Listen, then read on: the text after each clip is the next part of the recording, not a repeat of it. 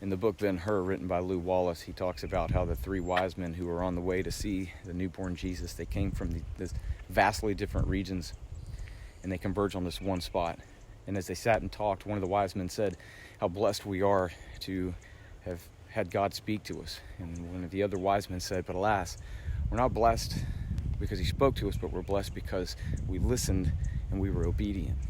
In Mark chapter 7, there's a story about how Jesus heals this man who had a speech impediment and he was deaf.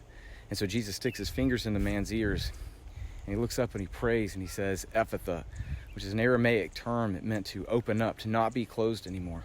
And he touched the man on his tongue so that he could speak clearly.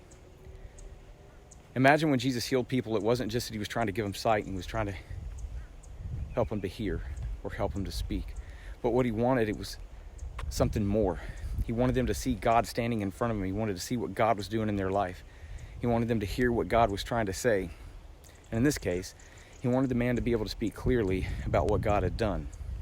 We are entering into a new era.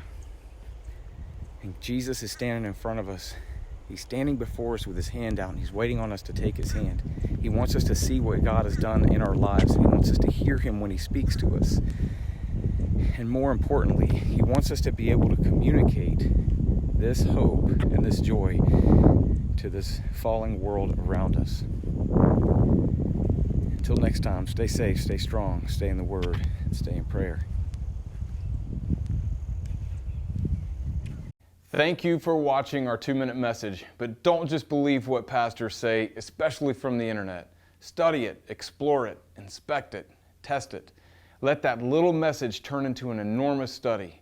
God's Word has stood the test of time, and no other document throughout history has stood up to the scrutiny the Bible has. So have fun with it.